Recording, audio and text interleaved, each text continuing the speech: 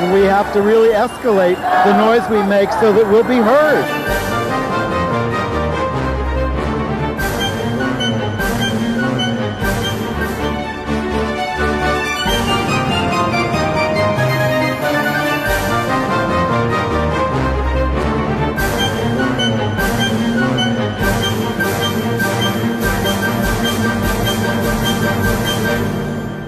Welcome to Gay USA. I'm Andy Hum. Happy December.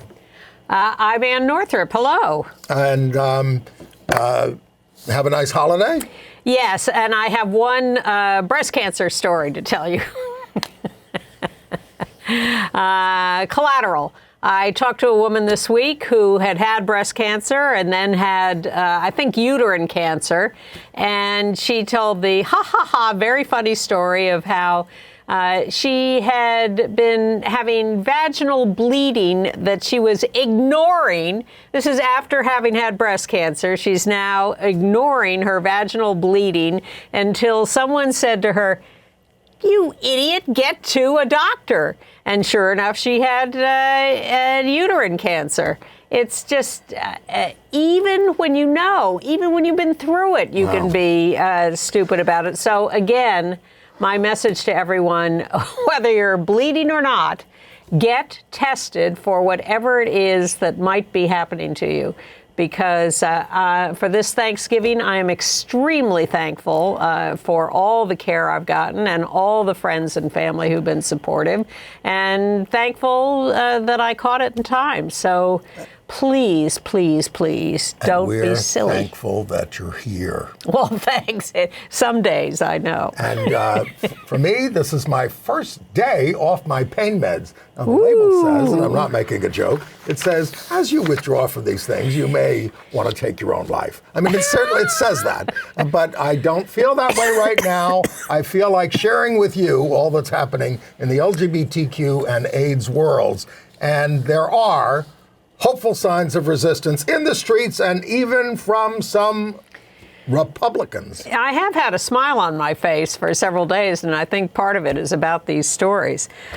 And maybe about Trump's mental decline, which is now being reported, but it's on full display it's been on full display all his life. I have another story about that when we get to it.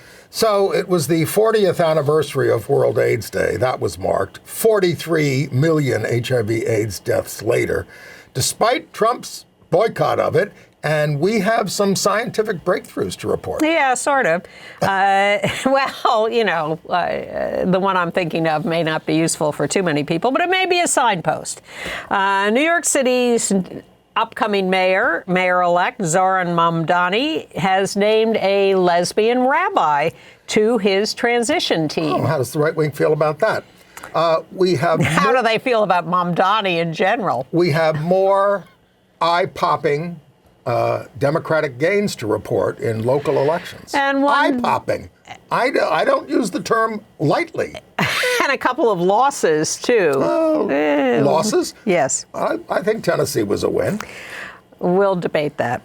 The killer of a gay University of Mississippi student, we told you about that murder some time ago, but yes. The killer has now gotten 40 years in prison. Well, there was a mistrial the last time.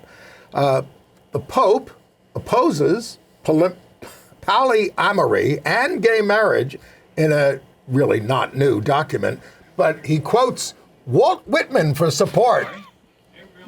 Yeah, I don't think that he's changed the...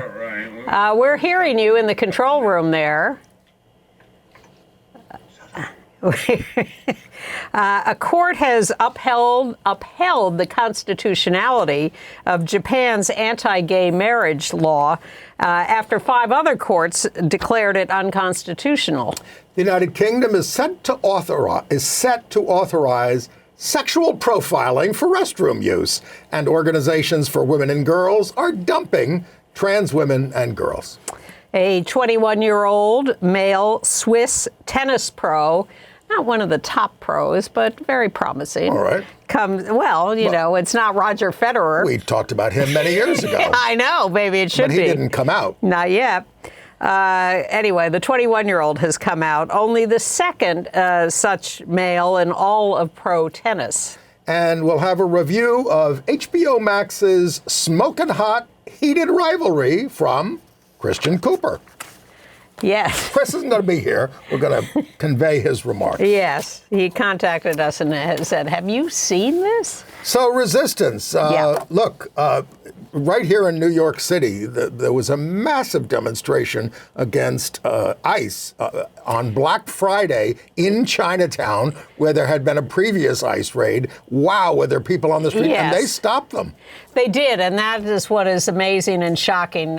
Several weeks ago, ICE came to the Canal Street in Chinatown, where there are always a lot of vendors selling counterfeit goods. Everyone knows they're counterfeit. It's just what happens. A lot of Somalis. Trump doesn't like them. Yeah, no, he really doesn't.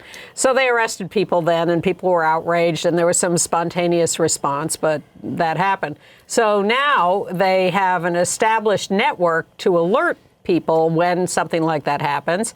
And sure enough, ICE was showing signs of going back out into Canal Street, and the grapevine started operating, and hundreds of people, let's put up that picture again, hundreds of people showed up at the garage where the ICE vehicles were being kept and prevented the vehicles from leaving the garage. No, you can see the cops. Those are NYPD on the right there, without masks, without helmets, without ICE signage, but a sign to just keep peace. Now, Jessica Tisch, no liberal, she's the police commissioner. She criticized the actions of the federal agents during a phone call with the special agent in charge of Homeland Security and said, you know, these raids are unacceptable and they're putting everybody in harm's way. Now, some of the protesters threw things into the street, injured some cops in a minor way, but enough that they're going to get... Accidentally, they weren't after them. They're going to get charged. Well, two of them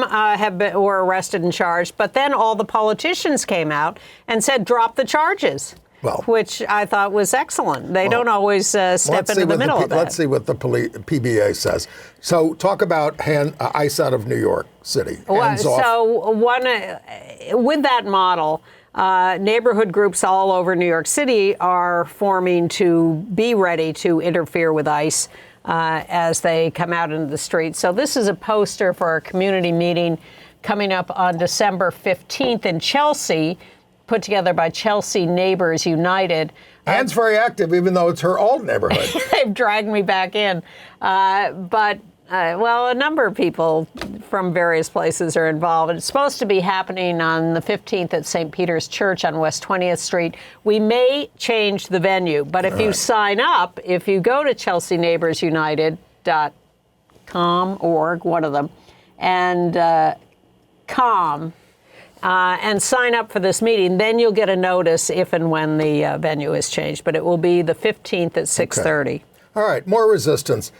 In Florida, a highway patrol officer arrested two people Sunday afternoon for allegedly defacing the formerly rainbow-colored crosswalk outside of Orlando's Pulse nightclub.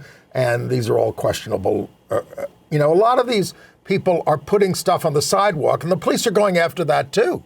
I mean, and the flags on the sidewalk, not just the stuff in the streets. So people are now doing it on private property so that they can avoid prosecution or arrest or anything. But they arrested two people there. They're charging them. They could be punished with 5 years in prison and $5,000 fines. No. That's the kind of stuff that they're putting out there. Not going to happen. But Well, we'll get to the educational version of that.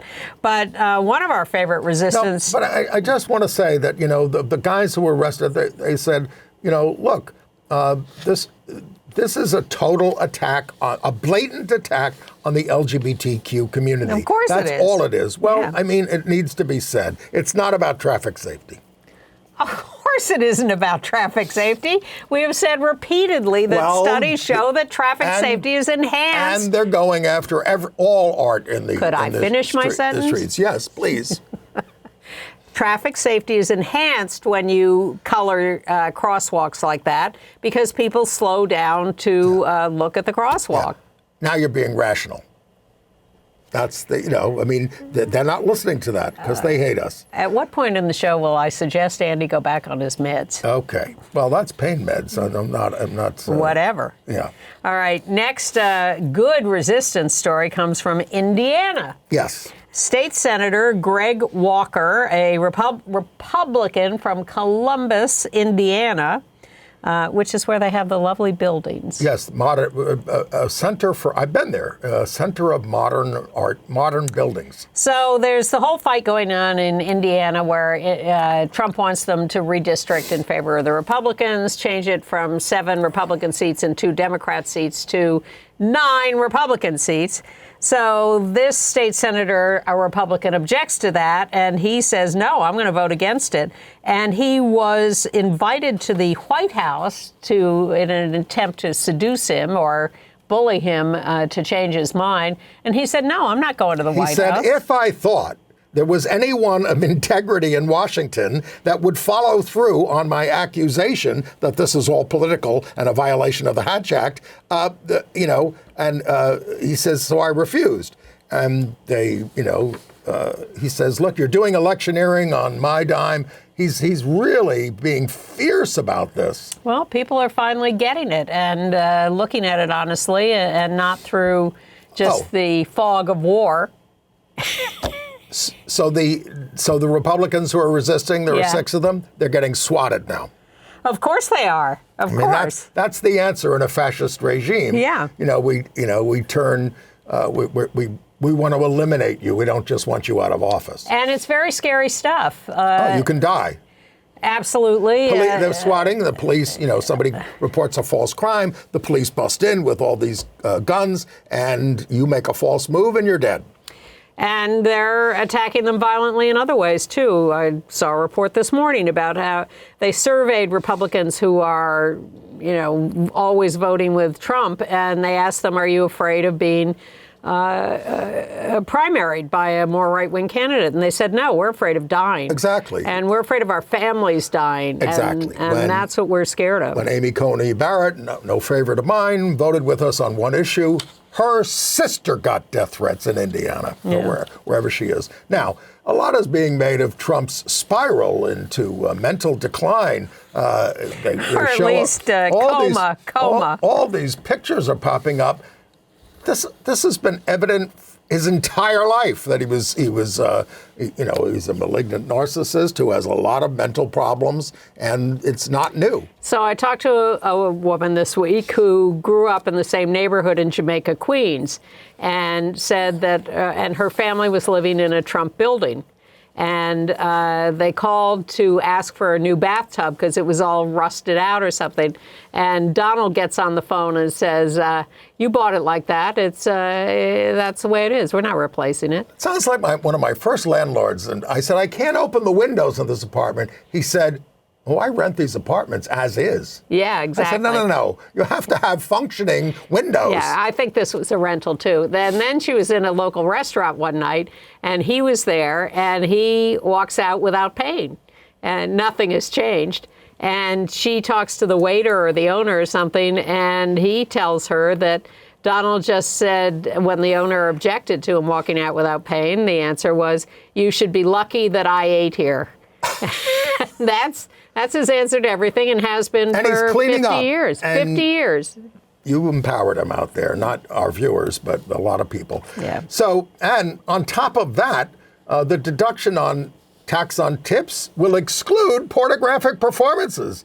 Now, how the IRS is going to determine all this how will they? Is a question, but there it is. And Trump went after, because he's on this anti-Somali kick, and he's after the Somali population in Minnesota, he is now again after Minnesota Governor Tim Walz.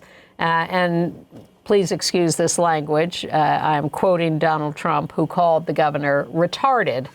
And Walt said, release the MRI. Exactly. Which I thought was a cute take on the Epstein files, which we have not heard about for 2 weeks because he's distracting us with all of this. They're giving them time to redact them. Now, listen, you say what you want about the Trump administration, but the cabinet members there have the backs of Christians, even if everyone else is being thrown under the bus. All employees at the U.S. Department of Health and Human Services got an email on Monday with the subject to fill out the HHS anti-religious bias survey.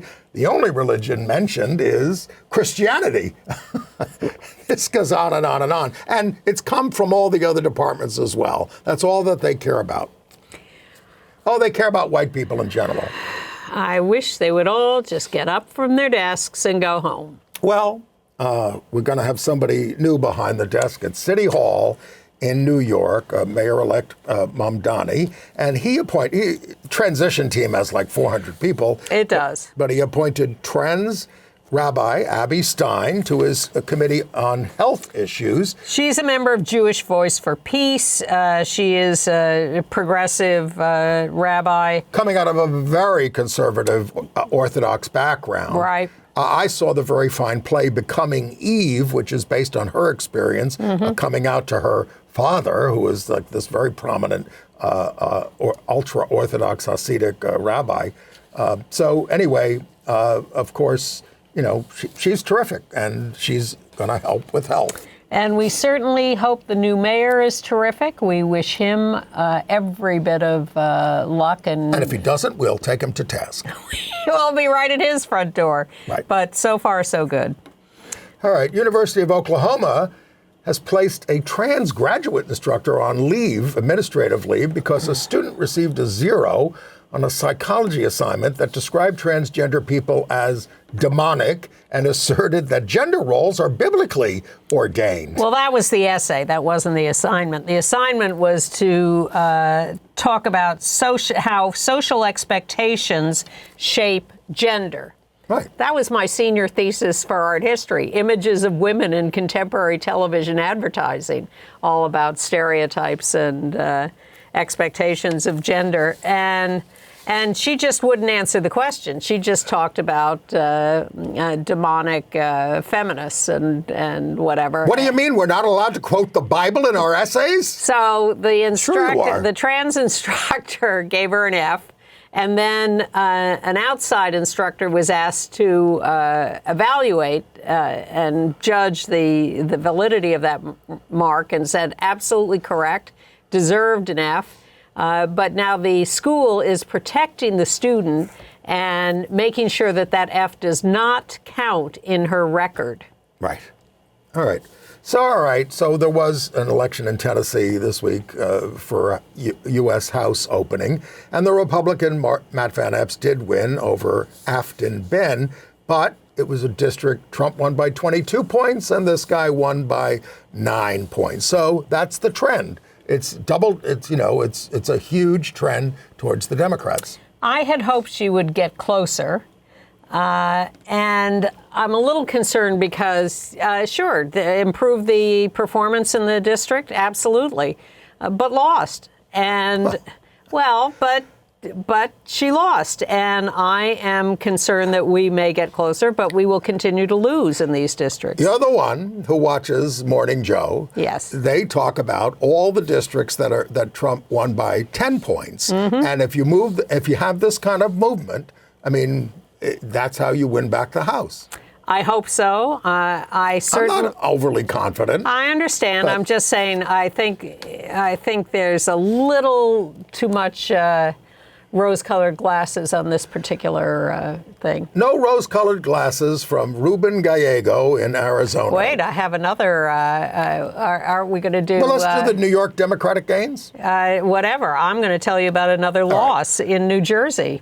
Your pal Jim McGreevey lost the mayor's race in Newark. I didn't know that, but I have to say, I saw he was in a runoff with a more progressive candidate. Yes. And I watched him on Marsha Kramer's show, forgive me, and all Jim is doing, this guy is sitting there very calmly answering the questions, and he's go, you're wrong, and he's like this, and he's grimacing, and I'm saying, I wanted to write him a note, and I say, Jim, they're not going to vote for you if you're this unhappy.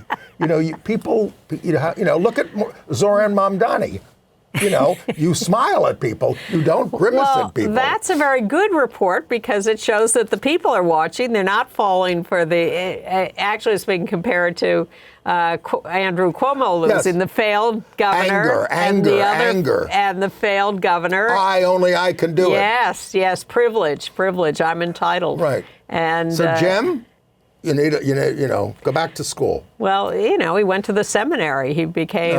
Didn't take him as a priest. I mean, I think the work he did with formerly incarcerated women and formerly incarcerated women was very nice. Yeah. All right. And then in New York, we had these Democratic gains. I hadn't been aware of this on election day. Well, we reported some of them. Well, this is a blue wave in New York. Upstate.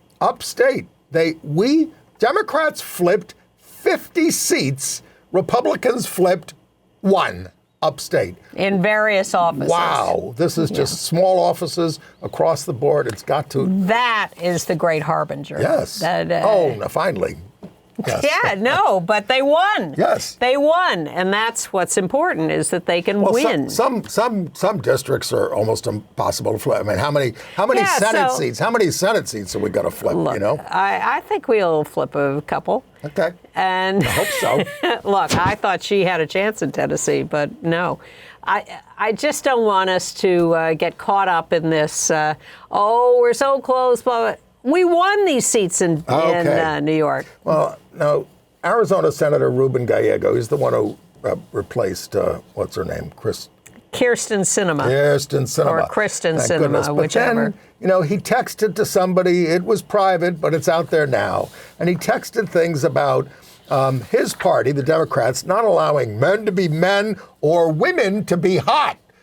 We used to be the fun party, the party of sex, drugs, and rock and roll, and he defends all this and says, "Oh, we're a big tent." And somebody said, "What does this have to do with being a big tent? This is offensive. What are you doing?" So, not good. No. I think your presidential run is over. Was he planning on that? But I said that about Trump when he. Mock John McCain. Interesting statistics from LPAC, the Lesbian Political Action Committee. They did some research. 87% of LGBTQ plus women and non-binary people are registered to vote. That's good, 87% registered. But only 57% are likely to vote in 2026 in this poll. And 26% are likely not to vote. Well, we have some work to do here. So, but I think 100% of our viewers are going to vote. Someone said to me, the LGBTQ committee, they supported Trump, didn't they? I said, are you out of your mind? 86% voted for I don't want to flood you with, we've already reported on this, but, Zohran Mamdani won 82% of the LGBTQ vote, and we were 14% of the electorate. None of this 10% stuff. And that was the margin of victory for him. Now, no victory in Philadelphia. The William Way LGBTQ Community Center, which has been there since the 70s, basically, right? It's going to permanently close the doors to its longtime Center City home on December 18th. Now, they say the programming is going to... of that home, I think. Yeah. They say the programming is going to continue at other locations. Yeah, there's the center. Yeah, they're going to move it around. They had a couple of churches, I think, and maybe other places are taking on the program. They needed to repair the building, and they didn't have the money, high repair costs. And part of that is because Senator Fetterman removed $1 million in funding from a Senate bill that had been earmarked for them. Well, he's in his last term. That I believe. He can't survive a primary. He may run as a Republican. I don't know. Independent. Or, who was the vice president? Joe Lieberman did that in Connecticut. Oh, please. All right. Okay. So in New York, a trans woman is suing Memorial Sloan Kettering. Her name is Jennifer Capasso, 42, trans woman. She'd had a bunch of cancer operations. She was going to have another one. So she thought, I'm going to turn my phone on in my bag so I can I can hear what they're talking about when they're doing the operation, and it's true, so that you can maybe learn something about what's going on. Well, the other thing that's interesting is you hear belongings may end up in the operating room. Right. And so... And she recorded them making remarks about her man parts and saying being trans is not right, doesn't make sense. I mean, they're just chatting while they're operating. Yeah. And, the hospital is saying that, first of all, what she did was wrong. I don't know if it's illegal, but I don't think it is.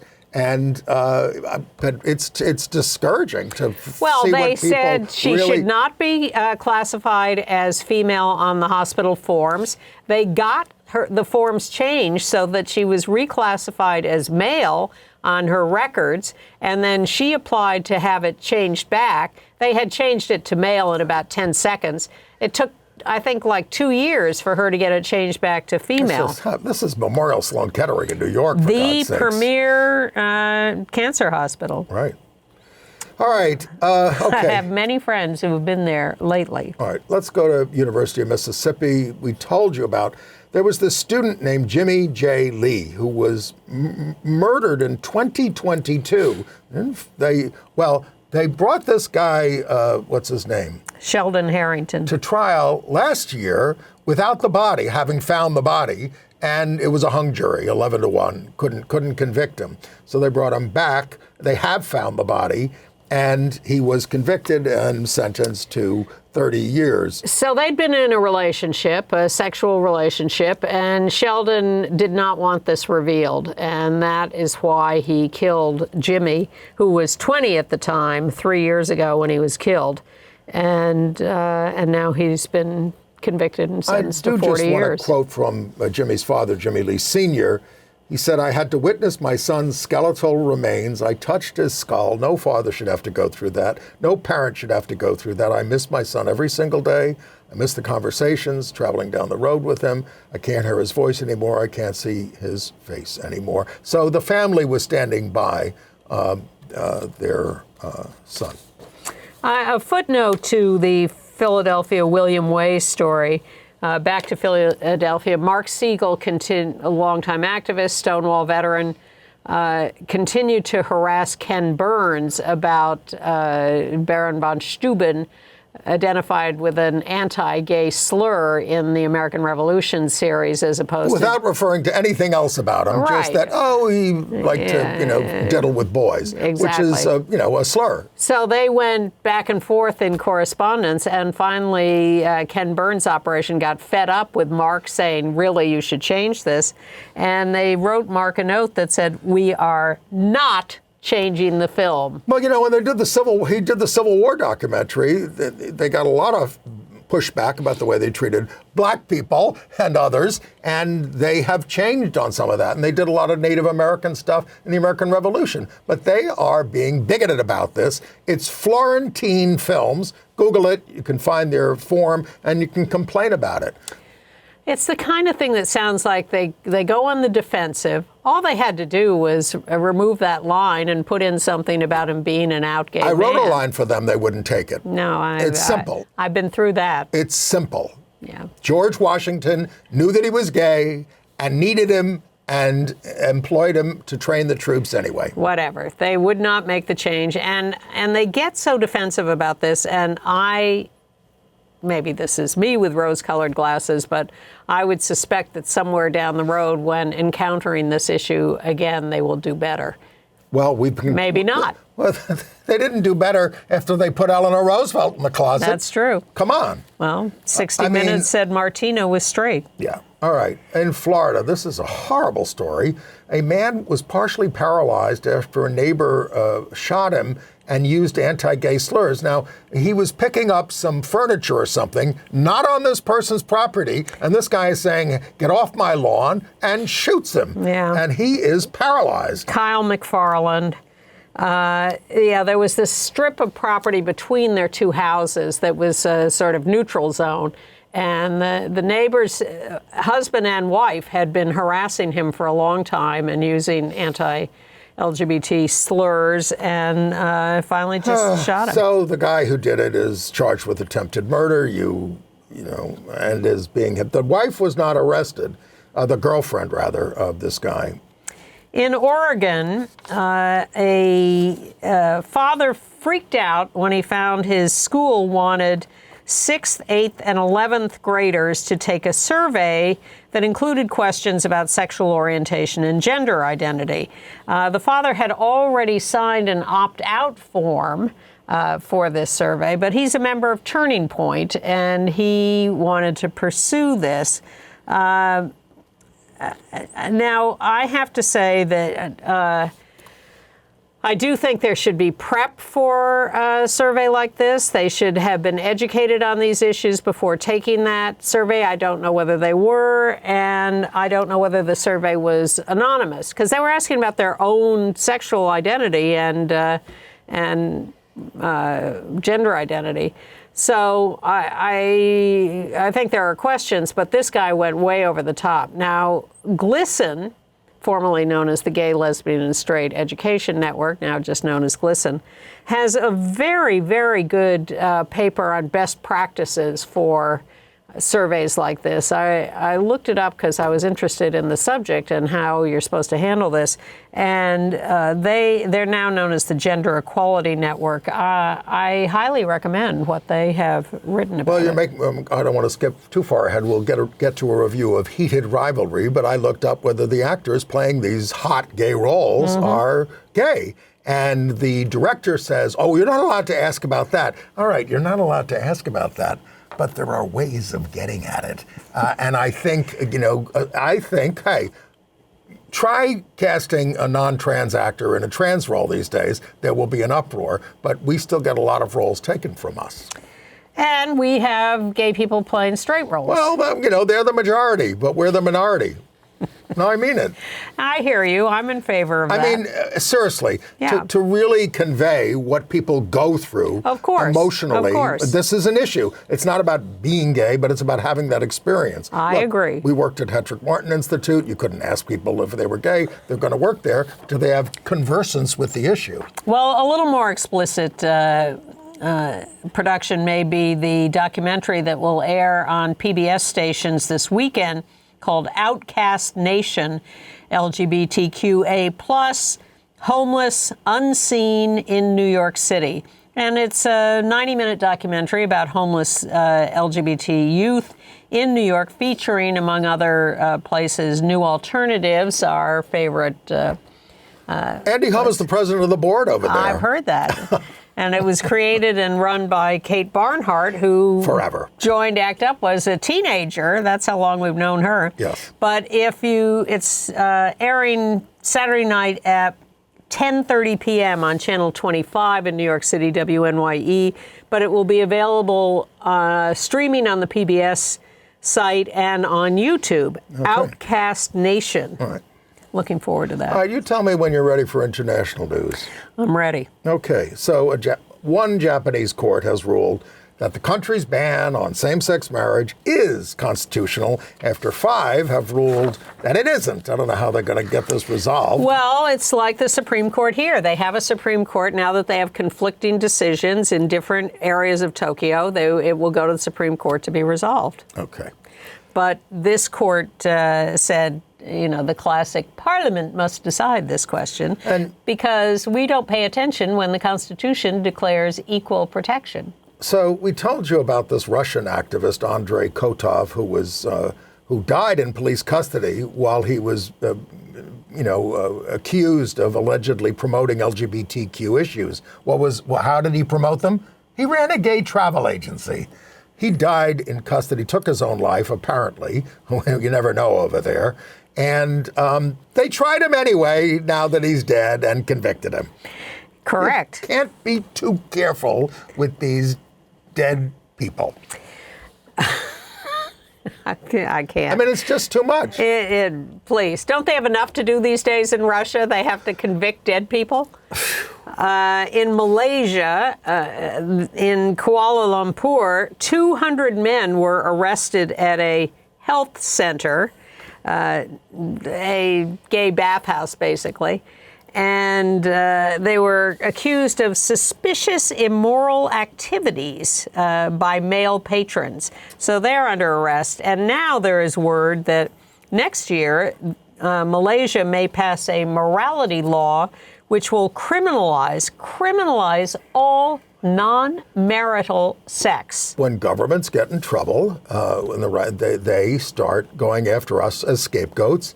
It's happening right here in the United States. But aren't we happy to see that Keir Starmer has seen the light about violence against gay people? He was asked when was the last time he got angry, and he said he was absolutely furious that his niece and her wife were beaten up by thugs. He had attended their wedding, which he said was fantastic. Yeah. And then he says, hold it, I thought the days of beating up people because they were gay were well behind us. Well, Keir, I have some words for you, Keir Starmer, Prime Minister of the United Kingdom, who seems to support all these anti-trans decisions. Yes. Because now they've leaked a document about how they're going to implement this decision that men are men and women are women. It may be legitimate for businesses or services to ask people to provide confirmation that they are of the eligible sex to use the restroom. I don't know how they're going to do all this. It goes on and on. It is grotesque. It is grotesque. Perhaps Ruben Gallego could have a new job in the UK. There are something called the Women's Institute has had to announce that they will no longer have trans women as members, and they're very sad about it. They have accepted trans women for 40 years. 40 years. This is not new. And now they're going to exclude. Oh, we have to. This is what the law says. Come on, stand up. Well, it's like in this country, Trump gets elected. One of the first things he does is issue an executive order that there are only two genders. And everybody takes that as a mandate to get rid of anything pro-trans. Well, like the government can stop everything in the country that doesn't conform to his executive order. It's crazy. And Trump sues the BBC because he says he didn't like the way they edited something for him. So they have this big flagship lecture called the Wreath Lecture, based on the gay founder of the BBC, by the way. And this guy, Rutger Bregman, gave a speech to 500 people. And then when they put it on the radio, they cut his line about Trump being the most corrupt president in American history, which is just a fact. I mean, and and there's a lot of corruption over the years in the American presidency, but it's obvious that he's the most corrupt. No one had the imagination to rise to his levels. And he says his lecture was about the paralyzing cowardice of today's elites, and that is what we were up against. Now, I want to go back to, some good news. It's not news when a woman tennis pro comes out, but only the second male tennis pro has come out, Mika Brunold. He's Swiss, 21 years old, rising star in the ATP circuit. He's ranked 289th, all right. But he is the second next to Brazil's Reyes de Silva, who came out in 2024. I liked what Mika had to say about tennis. He was asked about success, and he said success is about discovering your personality and staying true to yourself, not about how many wins you rack up. And I thought that was insightful. How about that Pope? How about him? So, there's another new document out of the Vatican opposing polyamory and gay marriage. But they quote Walt Whitman in the document to support what they're saying about marriage and people being together. It's just incredible. What did Walt say that they quoted? I didn't get into all that. We don't have much time on this show. But we have enough to listen to Walt. They did. But you don't have it. I don't have it. Okay. Well, it doesn't. They quoted a bunch of poets. It is no change in the Vatican approach to marriage. Walt Whitman, by the way, was gay as a goose. Not just diddling with young boys? No. Well, Maybe. You could get into that. And Robert Mansell. Well, this is an old friend of mine in London and a longtime viewer of the show. He was a gay. There he is. On the right. Yes, I'm on the left. In between was Anne Reid. Now, Robert was also a playwright, and he wrote a play about Cosima Wagner. And Anne played the role and took us out to lunch, which was lovely. But I mean, he was a musician, he was a composer, he was a playwright, he was a sort of a Renaissance man. His most recent, he did a play about Robert Oppenheimer before all this Oppenheimer mania, and he wrote a lot about Shakespeare, wrote a musical and a play about Shakespeare. So a lovely guy, and I'm going to miss him a lot. Wrote a lot of 81. Nice notes to us as just a regular viewer of the show. 81. And then the playwright Tom Stoppard, you all read that he died, and he was, look, next to Shakespeare, I probably spent more time in watching the plays of Tom Stoppard than anybody else, and we could go on and on about, Coast of Utopia, sitting through 3 plays in 9 hours, but he made it worth it. And he also wrote The Invention of Love, about the gay poet laureate of England, A.E. Housman, with Oscar Wilde as a character in that. So that was a very poignant play. And of course, his last play was about his Jewish roots, Leopoldstadt, which he discovered late in life. And about he found out that all 4 of his grandparents died in the Holocaust. He didn't know this until he was 50, because his mother kept it from him. Yeah. She had sort of implied that one of his grandparents may have been like a little Jewish. Well, anyway, he also wrote many screenplays, or doctored them. He wrote Empire of the Sun for Spielberg. He wrote Shakespeare in Love, Love that. With Both Mark of those Norman. were great. Yeah. And but he also wrote. He also helped with Schindler's List, Star Wars movies, and Indiana Jones and the Last Crusade. So, and made a lot of money doing that stuff. People do. Well, he was great. Yep. All right. Okay, World AIDS Day. Yes, big deal. So ACT UP has a new protest sign versus RFK. It's the brain worms. The public man-made death.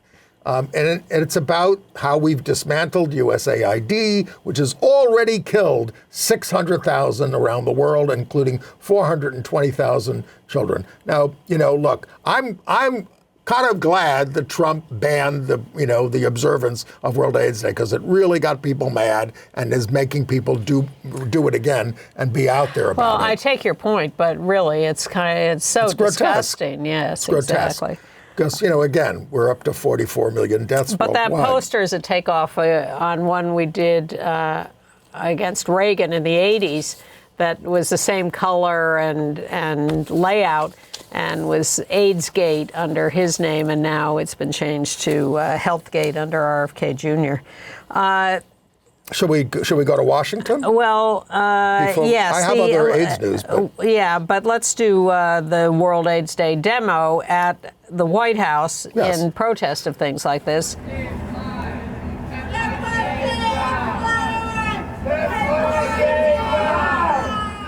100 HIV activists blocked the intersection to protest Trump's cuts on Monday. They're chanting PEPFAR saves lives. That's the president's emergency program. Well, AIDS PEPFAR relief. received full funding by Congress, but this guy Russell Vogt from the Office of Management and Budget, helped cancel $4.9 billion for HIV/AIDS prevention and other foreign aid health programs. So what's happening around the world, is just... Well, they're just ruthless in saying we're not going to do anything to help anybody anywhere. This is America first, and it's so short-sighted to say an understatement. But the more you cut off contact with the world, the more you're screwing yourself, and this will definitely come back to bite us. Well, I went to the AIDS memorial where they, read all the names of people with AIDS. I have to say, they have 5 people reading names at the same time, so you can't hear anything. It's a little crazy. Well, that's how you get through the names. Well, but what's the point? Yeah. I'd like to hear the names. Yeah. But they did have speakers, and one of them was Eric Sawyer, and Eric Sawyer is a veteran AIDS activist who goes back to ACT UP from the beginning in '87, and HIV positive, as you will see here, since '81. Let's listen to Eric. Sawyer, how do you keep going doing what you're doing? It's really, really disempowering and enraging what we're seeing during this current time done by this administration in Washington. I mean, we fought for decades to get life-saving programs put in place that provided people with human rights, with legal protection, with housing, with medical care, with prevention programs to stop the spread of HIV. And in a matter of days, this administration killed all of those programs, defunded them, and sentenced millions of people to death.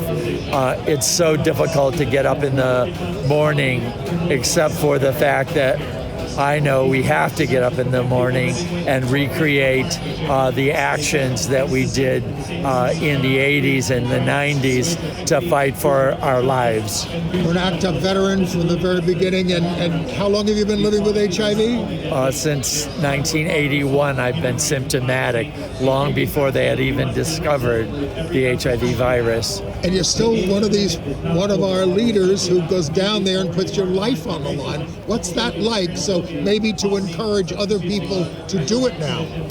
Well, I'm lucky enough to have white privilege and at this point in my life have survived decades of living with HIV. And I have a certain degree of survivor guilt for having survived, and thankfulness that I am alive, and as long as I continue to stand upright and breathe, I'm going to make my voice heard to let it be known that people with AIDS deserve to live, drug users deserve to live, LGBTQ people deserve to live.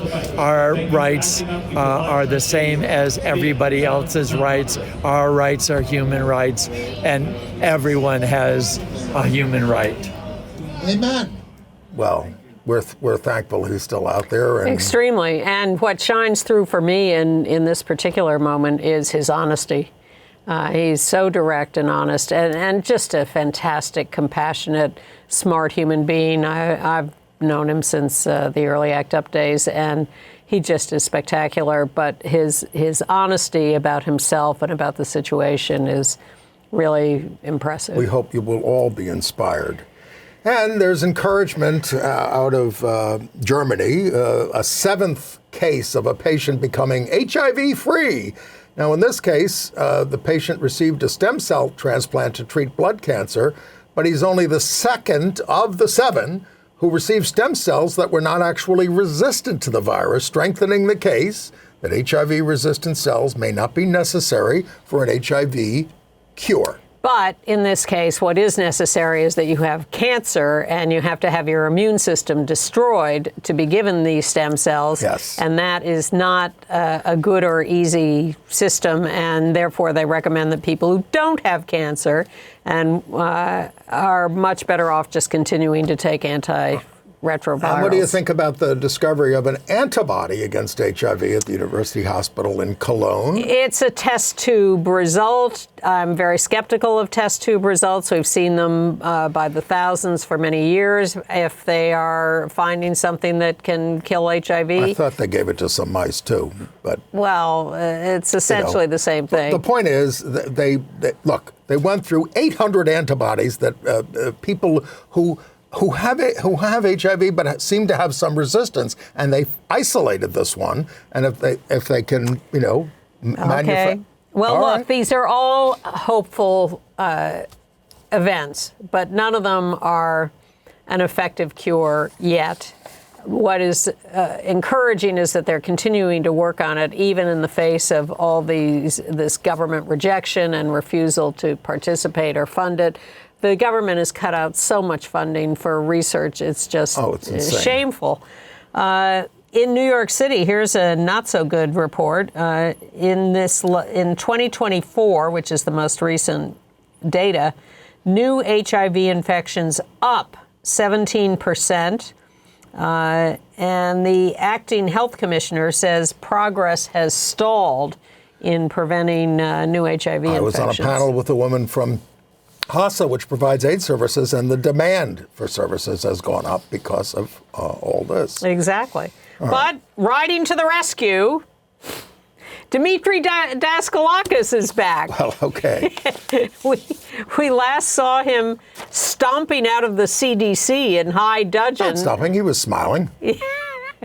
Well, he was angry. He was angry, and he was determined to speak out against the Trump administration, and walked out of the CDC. But now he's back in New York. He is the new chief medical officer for the Callan Lord Health Center, which is the LGBTQ center named after Michael Callan and Audre Lorde. Yes, they treat a much wider population, but in fact, a very diverse population. They do. And he also is on the Mamdani transition team on the health committee, even before he took this job. So, Dmitry, we'll expect to see you at this table early and often. Okay. When you're back in New York. And he's been a guest several times. And let's go to the U.S.-Mexico border. In the Tijuana side, there was a kiss-in on World AIDS Day, a defiant demonstration. Third annual. Yes, organized by Impact Global. And it's, we're fighting the U.S. at this point. Yes, but again, we have always done gay-positive images for AIDS activism because homophobia, as we know with the education we did in the schools, is a huge barrier to doing AIDS education. So anytime you are trying to destigmatize HIV, you have to destigmatize homosexuality too. Well, speaking of barriers, Robert F. Kennedy Jr.'s anti-vax campaign is now set to end hepatitis B vaccines for infants. Now, they had cut the rates of hepatitis B in children by 99%. And now they're going to say, oh, wait till they're 12 years old or something like that. The system has been to give it to them at birth. And that's what cut the number of infections. And now they're going to wait till they're 12. And all this because of some phony quack who thinks that the vaccine is dangerous. They don't have any proof that it's dangerous, but they're just going to change that. Now, I was trying to remember how we all felt about Walter Dowdle, who was the head of the CDC and number 2 for a while, but also interim head of the CDC during the Reagan era. Do you remember what we all felt about Walter Dowdle back then? I had the same question. I didn't have a chance to research it. I did do some research. I went to look at some of the things he wrote, especially in 1983, 1985. His language was sensitive and scientific, but the thing is, he was part of the Reagan administration, and who was speaking out? I mean, Fauci wasn't speaking out in those days. Nobody was inside, except Everett Koop eventually, who was the Surgeon General. He seems to have been a beloved guy, but please inform us if you know about Walter Dowdle, because we don't remember. But I do have 2 bits of news about him that I thought were very positive. One is he's the one who discovered that there were, in fact, 2 different herpes viruses, the cold sore producing one around the mouth and genital herpes, and that they were not the same thing, which was very helpful to know. And his team discovered the cause of Legionnaire's disease. Yes, and which was supposed to be the model for fighting HIV, but they didn't. They lived, the CDC's in Atlanta, so he was living there with his family a couple of miles from headquarters, and he would walk to the office every day. And his wife reported that he would take a garbage bag with him, and on his way home, he would pick up garbage and fill the garbage bag. And his daughter thought he was a garbage man. Well. So I'll give him points for that. All right. Walter Dowdle, dead at 94. Of cancer. Okay. All right. Entertainment news. Brandi Carlile is set to perform America the Beautiful at the Super Bowl, 60. Yep. Charlie Puth will perform the national anthem. Coco Jones will do Lift Every Voice and Sing. And Bad Bunny is headlining the halftime show. Well, it's interesting because the NFL It's getting pretty gay. Well, they're resisting the Trump anti-DEI rules. They have populated this Super Bowl with a variety of people by race, sexual orientation, national origin, or the players in the NFL are very diverse. They are. No out gay ones right now, but the diverse. The NFL is aware of that, and they play to that. And they, unlike a lot of other people that are scared of Trump, they are not. And having, the main event is the halftime show and the Star Spangled Banner, but America the Beautiful was added a few years ago, and the Black National Anthem. Written by a lesbian, yes? You may be thinking of Mine Eyes Have Seen. No. We'll get you that next week. I know who you're thinking of. Julia. Right. What's her name? All right. Tell us about the Real Housewives of Atlanta. Well, I think I told you last week that the Real Housewives all over were coming out about their bisexual or lesbiterian, as we like to say. As you like to say. Leanings.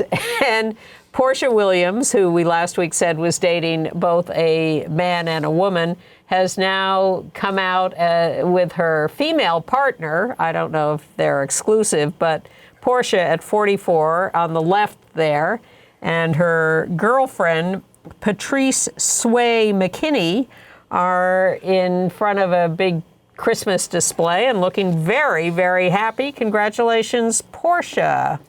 So a lot of people seem very excited about this hockey gay series on HBO Max, Heated Rivalry. Christian Cooper says it's about two closeted professional hockey players at the top of their game. They really are stars. They're on different teams, aren't they? Yes. Oh, yes. And then the one secretly, he says, topping the other. It's incendiary with much more explicit sex than, say, Red, White, and Royal Blue. 2 episodes have dropped so far. I devoured them promptly. The show features hot stars with great chemistry, Connor Story and Hudson Williams. They have a palpable need for each other that we haven't seen since Heath Ledger and Jake Gyllenhaal. There you go. So, all right. Well, now that we're on Westerns, the Laramie Project, the most performed play? You're triggering me. Yeah.